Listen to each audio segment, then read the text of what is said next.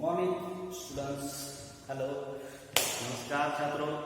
तो आज हम लोग जो कल देखा कि जिस तरीके से बड़े घर की बेटी, तो गद्य भाग में से पहला पाठ जो आप लोगों के लिए है, बड़े घर की बेटी। बड़े घर की बेटी के लेखक है मुंशी प्रेमचंद जी। तो लास्ट वीडियो में हमने देखा मुंशी प्रेमचंद जी का जीवन परिचय।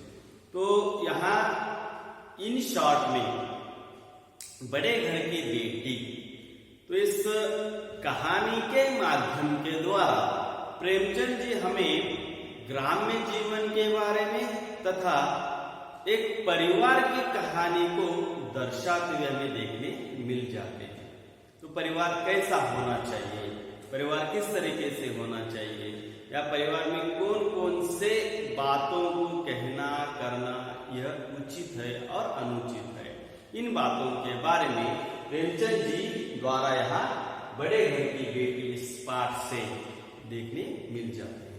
अब सबसे महत्वपूर्ण बात यह है कि शीर्षक से, यानी पाठ का नाम जो होता है, उस पाठ के नाम से ही यह पता चल जाता है कि इस पाठ में, इस कहानी में क्या है। तो यहाँ बड़े घर की बेटी, यानी वह कोई एक तो बेटी है जो कौन से घर की है, बड़े घर की है। बड़े यानी यहाँ पर जो कहते हैं कि अमीर गरीब ऊंच नीच वहां पर कहा जाता है, तो वह एक बहुत ही बड़े घर की बेटी होने के कारण तो उस बेटी में कौन कौन से गुण होने चाहिए, कौन कौन सी बातें होनी चाहिए जो एक परिवार को अच्छी तरीके से रास्ते पर लेके जाए, परिवार को अच्छी तरीके से बता जाए। तो इसी बारे में इस कहानी में प्रेमचंद जी द्वारा लिखी हुई कहानी है। तो वह बहुत ही सुंदर तरीके से उन्होंने आज के युग को जो कंपैरिजन किया गया, तो आज के युग में भी वह कहानी हर एक के मन में अपने स्थान निर्माण कर सकती है। तो इससे पहले शुरू करते हैं। तो हमारे जो वहां पर आ जाते हैं, तो पहले हम लोग देखते हैं कि इस कहानी के मुख्य पात्र। तो इस कहानी के मुख्य पात्र है, सबसे पहले आ जाता है वह है इस कहानी के बेनी माधव के बारे में परिचय। तो बेनी माधव सिंह जो वह है गौरीपुर नामक एक गांव था। उस गांव के जमींदार नंबरदार, यानी उनके गांव में बहुत सारी उनकी जमीन थी, नाम था, सम्मान था। तो यह जब गौरीपुर के गांव के जमींदार होने के साथ साथ नंबरदार थे, उनके पितामह ने बेनी माधव सिंह के जो पिता धन धान्य संपन्न ऐसे व्यक्ति थे, यानी उनको पास ढेर सारी संपत्ति थी। और उन्होंने, यानी उनके दादा परदादा जितने भी थे उनके पास थे, लेकिन जैसे जैसे जैसे वहां पर बेनी माधव सिंह के पास आ गए संपत्ति, तो वह उन्होंने जो उनके दादा परदादा जी ने जो गांव में पक्का कुआं बनवाया था, मंदिर बनवाए थे, और जिनकी आज मरम्मत, यानी उसको रीडेकोरेट करना भी बहुत ही मुश्किल हो रहा है, क्योंकि जो बेनी माधव सिंह ने के पिताजी ने, उनके दादाजी ने संपत्ति कमा कर रखी थी, धन धान्य थे, लेकिन जैसे जैसे उनके पीढ़ी दर आती गई, तो एक नाश वहां पर होते गए, कम होती गई, संपत्ति खत्म होती गई। तो यहाँ बेनी माधव सिंह के हाथ में जब अपनी उनके घर के जब सत्ता वहां पर आ जाती है, घर के अधिकार आ जाते हैं, तब जिनके पिताजी ने मंदिरों को बनवाया है, कुएं को बनवाया था, तालाब को बनवाया था, उन सभी चीजों की मरम्मत करना, उसको फिर से नया बनाना इतना मुश्किल हो रहा है कि उनका घर चलाना बहुत ही मुश्किल हो जाता है। तब उन्हीं के कीर्ति स्तंभ थे। कहते हैं कि इस दरवाजे पर, यानी आज जो स्थित है बेनी माधव सिंह का, तो उस दरवाजे पर हाथी झूमता था। हाथी झूमना यानी बहुत संपत्ति होना। तो जो हाथी जिस तरीके से बड़े, जहां पर व्यक्ति हाथी का प्राणी को वहां पर बड़ा प्राणी कहा जाता है, संसार का सबसे बड़ा प्राणी है, तो उसी तरह घर भी बड़ा है, नौकर चाकर यह सब वहां पर हुआ करते थे, बहुत सारी संपत्ति हुआ करती थी। लेकिन आज वर्तमान स्थिति में उनके पास एक भैंस है और वह भैंस है, उसके अस्थि पंजर दिखाई दे रहे हैं। अस्थि पंजर यानी पूरे शरीर की हड्डियां दिखाई दे रही है और अस्थि पंजर और कुछ शेष नहीं है। और उनके भैंस जब होते हुए भी वह दूध ज्यादा देती है और दूध ज्यादा देने के कारण कोई ना कोई एक तो उसके ऊपर सवारी, हांडी लेकर सवार ही रहता है। तो वह जितने वहां पर की है कि जो पहले तरह जो उसके नाम सम्मान था वह अब धीरे धीरे कम होता वहां पर दिखाई देता है। तो एक भैंस है तो उसके लिए जो घरवाले जो होते हैं तो उसे ढेरों दूध देने के कारण तो कोई ना कोई तो वहां पर हांडी लेकर दूध निकालना पीने के लिए वहां पर तैयार ही रह जाते हैं। अब बेनी माधव सिंह ने अपने आधी से ज्यादा संपत्ति जो है, जो अनेक व्यवहारों के लिए, अनेक कार्यों के लिए उन्होंने सरकारी वकील को भेंट कर चुके थे, यानी वकील को। तो वहां पर जितने भी कि यहाँ पर पैसे जो उन्होंने जमा पूंजी की गई थी या जितने भी उनके संपत्ति उनके पास थी, उनमें से आधी संपत्ति जितनी भी है वो सभी के संपत्ति वकीलों को उन्होंने भेंट कर चुके थे। यह केस वह केस, यहाँ वहां सब ऐसे करते थे क्योंकि वहां पर ले लिया गया।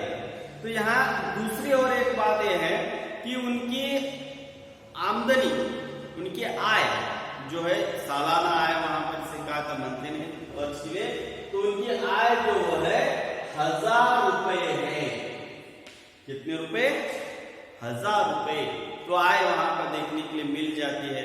तो उनकी सालाना उन्होंने जो वहां पर उनके खेत है या कोई भी वहां पर जिस तरह के खलिहान में जो निकलता है तो उसमें से जो बच जाता है तो वह 1000 रुपए वर्ष में। और तब 1900 के जमाने की बात है, स्वतंत्रता पूर्व की बात हो सकती है, तो उस समय 1000 रुपए ने बहुत सारे रुपए वहां पर हो जाते हैं। और इनका घर पहले से ही धन संपन्न ऐसे था, आदि संपत्ति उन्होंने वकीलों के वहां पर भेंट कर चुके थे। इन सारी बातों को देखते हुए इतनी आय जो है उनके एक परिवार के लिए बहुत होती थी। तो यह सब होते हुए तो यह बेनी माधव सिंह का थोड़ा सा संक्षिप्त परिचय। अब बेनी माधव सिंह को कुल मिलाकर 2 बेटे थे, 2 बेटे। तो उनके 2 बेटों का पहले का नाम है वहां पर श्रीकंठ, पहले बेटे का नाम श्रीकंठ। श्रीकंठ जो है उन्होंने अपने पूरे साल, जहां पर बड़ा लड़का है और बड़ा लड़का होने के कारण श्रीकंठ सिंह ने बीए की डिग्री उन्होंने प्राप्त की है। तो अपने जीवन में बीए उन्होंने अपना कंप्लीट किया गया है। तो श्रीकंठ ने तो उसे यहाँ पर बहुत दिनों से परिश्रम, मेहनत, उद्योगों के बाद बीए डिग्री की प्राप्त की है। और एक दफ्तर में, इलाहाबाद नजदीकी शहर जो वहां पर बड़ा है वह इलाहाबाद के दफ्तर में वह नौकरी करता था। और नौकरी करने के कारण तो वहां उनका आना जाना वहां पर लगा रहता था। बेनी माधव सिंह का दूसरा लड़का जो है वह है लाल बिहारी। कौन सा? लाल बिहारी। तो लाल बिहारी से पूरे अपोजिट है। तो लाल बिहारी कैसे है? तो भरा हुआ बदन, उसके साथ भरा हुआ मुखड़ा, तो चौड़ी छाती, तो लाल बिहारी से दोहरे बदन वाला सजीला जवान। तो यह सब होते हुए हर दिन सुबह के समय वह जल्दी से उठकर भैंस का 2 सेर दूध वह चट जाता, पी जाता, एक ही दम में वह पी लेता था।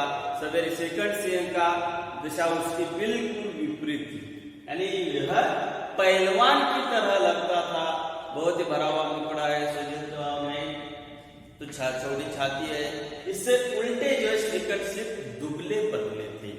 और दुबले पतले होने के कारण बिल्कुल इस नेत्र प्रिय गुणों ने उन्होंने बीए इन 2 अक्षरों के लिए उतना ही अपना जितना उनका उम्र थी उतना पूरा जीवन इसमें लगाया गया था और उसे न्यौछावर कर दिया था। इन 2 अक्षरों ने उनके शरीर के निर्बल और चेहरे को कांतिहीन बना दिया था। चेहरे पर ग्लो यानी शाइनिंग, तो उनके चेहरे पर शाइनिंग नहीं थी, ग्लो नहीं था, उनका चेहरा कांतिहीन बन गया था सिर्फ और सिर्फ इन दोनों पढ़ाई के लिए, बीए की उपाधि प्राप्त करने के लिए। तो यहाँ लाल बिहारी जो है हमेशा वहां पर जो कुश्ती हो जहां पर अनेक तरीके से कार्यों को वहां पर वो करते थे और हमेशा अपने शरीर को जो वह तगड़ा वहां पर बनाने की कोशिश करते थे। तो हट्टे कट्टे थे, छाती चौड़ी थी, वजन वहां पर अच्छा था। लेकिन उसके अलावा यहाँ श्रीकंठ सिंह जो थे उसके विपरीत थे। दोनों भाइयों का अंतर यह है, यह दुबले पतले थे, अपना पूरा जो बीए इस 2 ही उपाधि शब्दों को प्राप्त करने के लिए अपना जीवन न्यौछावर कर दिया गया था।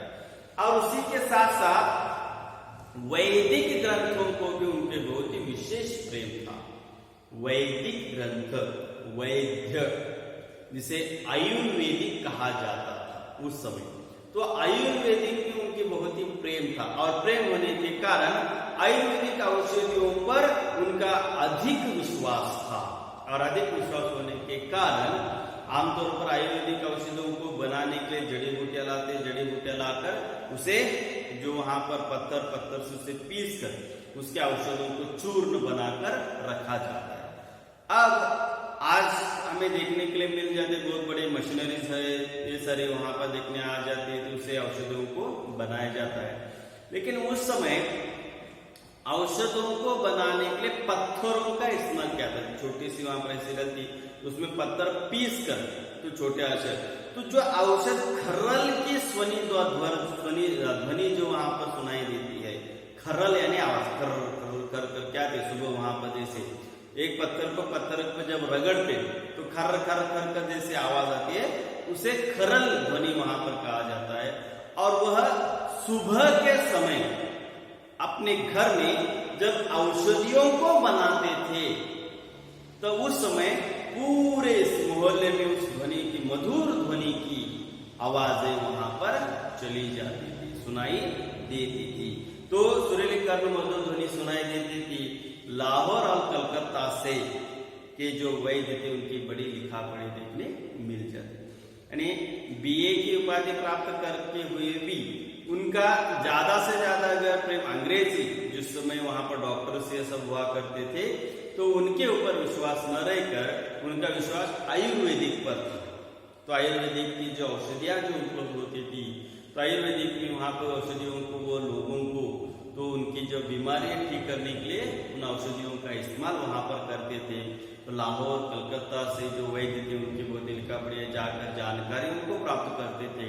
खुद स्वयं घर में औषधियों को बना देते थे, यानी एक प्रकार का सामाजिक कार्य जो है वह किया करते थे। तो अपने लिए समाज के लिए जो लोग बीमार रहते, जो लोगों के लिए पास पैसा जाना, अंग्रेजी दवाइयों का लेने के लिए पैसा नहीं रहता था, उन लोगों के लिए वह जो आयुर्वेदिक दवाई होती है उन लोगों का इस्तेमाल हुआ, उनका इस्तेमाल करके लोगों की जो बीमारियों को दूर करने का कार्य किया करते थे। तो समाज के लिए यह कार्य हो गया और बहुत सारे उन्होंने समाज के लिए कार्य किए गए हैं। तो सबसे पहले यानी श्रीकंठ सिंह ने बीए उपाधि अंग्रेजी में उन्होंने प्राप्त की थी, अंग्रेजी डिग्री उन्होंने उपाधि मिल गई थी, लेकिन अंग्रेजी सामाजिक प्रथाओं के विशेष प्रेमी न थे। यानी उनकी जो रीति रिवाज, उनके जो कार्य अंग्रेजों के थे वहां पर, उनकी प्रथा जो थी उनके वह प्रेमी न थे, बल्कि वह बहुधा उनसे जोर से उनकी निंदा और तिरस्कार करते थे। तो उस समय तो जब स्वतंत्रता पूर्व भारत जब वहां पर स्वतंत्र नहीं हुआ था, परतंत्र था, तो उस समय अंग्रेजों का शासन था। तो अंग्रेजी प्रथा तो आज हमें देखने के लिए मिल जाती है, सुबह उठकर चाय पीना, यह अंग्रेजी प्रथा है। तो उस समय उन लोगों ने लोगों की आदत डाल कि सुबह उठकर चाय पीना है, लेकिन हमारे भारतीय लोगों के लिए तो वह नहीं थी। वहां पर सुबह उठकर खाना ही खाते थे और दूसरे वहां पर जो चीजें थी, पदार्थ थे, उनको सेवन करते थे। लेकिन अंग्रेजी लोगों ने भारतीय लोगों पर यह प्रथा डाल दी कि सुबह उठकर चाय पीना, यह सब वहां पर। तो उन प्रथाओं के अनेक सारे प्रथाएं थी, तो उन सारी प्रथाओं के वे जोरदार से विरोध करते थे, जोर से विरोध करते थे, निंदा करते थे, तिरस्कार करते थे। कि एक तो वहां पर आयुर्वेदिक पर विश्वास था, अंग्रेजों की वहां पर जो दवाई थी उनके ऊपर विश्वास न था। इसी तरह अनेक सारे जो पहले से अंग्रेज जो है भारतीयों पर अत्याचार करते थे, अन्याय करते थे, यह भी उन्होंने पढ़ लिखने के कारण यह भी उनको पता था। इस कारण जो भी अंग्रेजी शासन था, उस अंग्रेजी शासन की जो भी उन्होंने प्रथाओं को बनाया था, वे उनकी निंदा और तिरस्कार करते थे। फिर भी उन्होंने बीए की डिग्री जो उपाधि प्राप्त की थी, फिर भी यहाँ पर सुशिक्षित होने के कारण वे समझते थे कि यह सारे प्रथाएं हमारे भारतीय लोगों के लिए नहीं है, भारतीयों की परंपरा के अनुसार नहीं है। इस कारण डिग्री प्राप्त होते हुए भी, उपाधि प्राप्त मिलते हुए भी उन्होंने अंग्रेजी शासन की प्रथाओं का तिरस्कार किया, निंदा कर दी गई। तो इसके बाद गांव में उनका बड़ा नाम था, सम्मान था। तो सम्मान होने के कारण यह था कि आज हमें देखने के लिए मिल जाते हैं। तो जो हमारा धार्मिक त्योहार जो आज चल रहा है वह है दशहरा। तो दशहरे के दिन दो भागों में अगर विभाजित कर दिया गया भारत को, उत्तर भारत और दक्षिण भारत। दक्षिण भारत में दशहरे के दिन जो वहां पर अलग तरह से उत्सव को मनाया जाता है, त्योहार को मनाया जाता है। वहीं अगर उत्तर भारत में हम लोगों ने देखा कि उत्तर भारत के लोग ज्यादा से ज्यादा हमें देखने के लिए मिल जाते हैं कि दशहरे के समय वे 9 दिन तक अनेक कार्यक्रमों को रखा जाता है। तो उस अनेक कार्यक्रमों में पहली बात आ जाती है कि रामलीला। कौन सी लीला? रामलीला। तो जिस तरीके से राम ने रावण को मारा है, तो राम जन्म से लेकर रावण को मारने, अयोध्या वापस लौटकर आने तक, तो छोटे छोटे अंकों को लेकर, छोटे छोटे वहां पर भागों को लेकर लोगों के सामने प्रस्तुत करना, उसे रामलीला कहा जाता है। तो गांव गांव में, शहर शहर में उस समय उत्तर भारत के बहुत ही बड़े धूमधाम से इस त्योहार को मनाया जाता है। तो आज भी लोग वहां पर छोटे गांव में रामलीला लोगों के सामने प्रस्तुत करते हैं। तो उनके जन्मस्थल अनेक जो छोटे छोटे वहां पर भाग आ जाते हैं, छोटे छोटे वहां पर कथाएं आ जाती हैं, उनको वहां पर लोगों के सामने प्रस्तुत करते हैं। अब उसे नाटकीय रूप से लोगों को दिखाना है, तो समझ लीजिए कि एक वहां पर राम जो वनवास के लिए चले जाते हैं, या सीता का स्वयंवर है, या वहां पर राम का अभिषेक है, या रावण को मारने के लिए आते हैं, तो कम से कम एक 7-8 लोगों की तो आवश्यकता होती है। किसी नाटक को अगर बनाना है, अकेले तो नहीं बना सकते, या अकेले सब पात्रों को नहीं किया जा सकता, 7-8 लोगों को वहां पर बन लेना होता है। तो उन 7-8 लोगों में से जो रामलीला बनानी है, रामलीला करनी है, तो वह श्रीकंठ साहब जो है उस गौरीपुर गांव के रामलीला के जन्मदाता थे। यानी उन्होंने ही रामलीला पहले आरंभ की थी, शुरुआत उन्होंने की थी। सिर्फ शुरुआत ही नहीं की थी उन्होंने, तो वे खुद स्वयं किसी न किसी एक पात्र के रूप में वो कार्य करते थे। किसी न किसी कार्य पात्र को लेकर वे अपने कार्यों को वहां पर किए जाते थे। और दूसरी बात यह है कि वे खुद स्वयं एक पात्र लेकर, चाहे वह राम का हो, लक्ष्मण का हो, कोई भी हो, तो पात्र लेकर उस रामलीला को बहुत ही सुंदरता से नाटकीय रूप वह दे देते थे। तो रामलीला के जनक गौरीपुर के रामलीला के जनक श्रीकंठ सिंह थे। यह भी उन्होंने एक सामाजिक कार्य वहां पर वो करते थे। और गौरीपुर में राम जन्म चाहते थे। प्राचीन हिंदू सभ्यता का गुणगान, भारत की प्राचीन हिंदू सभ्यता जो थी, जो आज थोड़ी थोड़ी थोड़ी वहां पर कम होती हुई दिखाने के लिए मिल जाती है। उनके गुणगान करना उनकी धार्मिकता का प्रधान अंग था।